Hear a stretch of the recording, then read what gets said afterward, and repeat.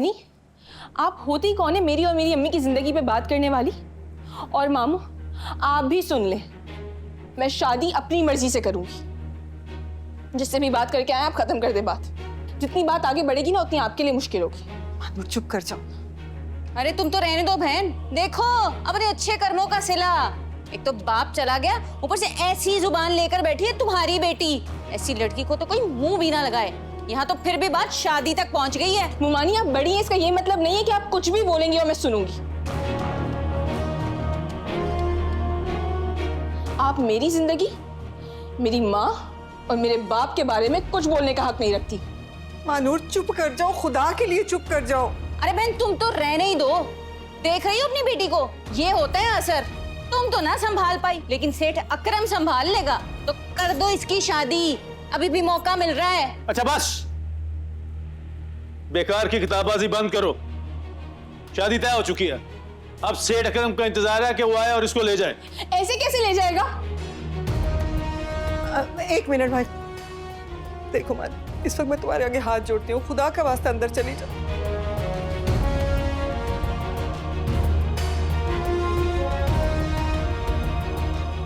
अम्मी, मैं अपनी मर्जी के बगैर शादी नहीं करूंगी। हाँ हाँ, मैं वादा करती हूँ तुम्हारी मर्जी के बगैर कुछ नहीं होगा, लेकिन तुम इस वक्त अंदर चली जाओ, तुम्हें मेरे सर की कसम।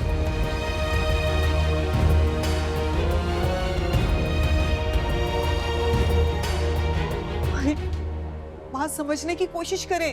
मैं जानबूझकर अपनी बेटी को इस जहन्नुम में कैसे झोंक सकती हूँ? एक दिन आएगा कि मैं इंशाल्लाह अपनी बेटी की शादी धूमधाम से करूँ,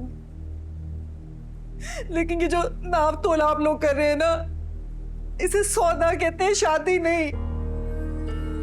लो जी, एक और इल्जाम ले लो। सारी जिंदगी इन लोगों के लिए इतना कुछ किया, लेकिन वो सब किसी खाते में ही नहीं। बहन एक बात बताओ, जब तुम्हारा शौहर चला गया तो तुम्हारे पास था ही क्या? नहीं बताओ क्या था? तुम्हें इस घर में रखा, तुम्हें और तुम्हारी बेटी को पाला। एहसान है भाभी तुम लोगों का, मगर क्या इस एहसान का मतलब ये है कि तुम लोग मेरी बेटी को बेच दो, उसका सौदा करो? मैं लंबी चौड़ी बहस में नहीं पढ़ना चाहता। ये शादी तय होगी। मैं सेठ का मकरूज हूं, मैंने सेठ का बहुत सारा कर्जा देना है, और ये घर भी बेच दूं ना तब भी मैं उसका कर्जा नहीं उतार सकता, क्योंकि ये मकान पहले से ही उसके पास गिरवी में पड़ा हुआ है। और अगर मानूर की शादी उससे हो जाएगी तो मेरे सर से कर्जा उतर जाएगा और मानूर की जिंदगी भी संवर जाएगी। और अगर मैंने उसको कर्जा ना दिया तो वो लाश भी नहीं मिलेगी मेरी, चील कौवे खा जाएंगे।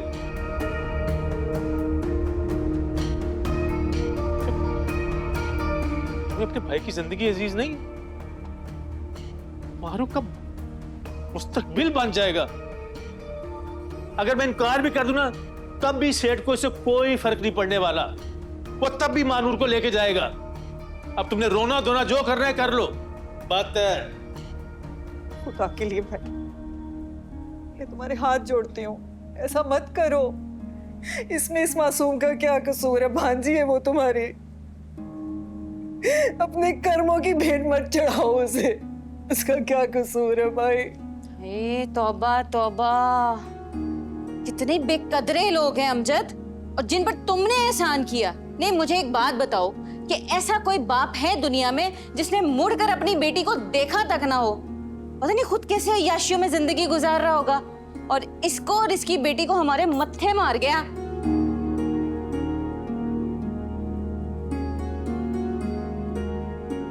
प्यार से मोहब्बत से कर दो ये काम, वरना जबरदस्ती तो हो ही जाएगी।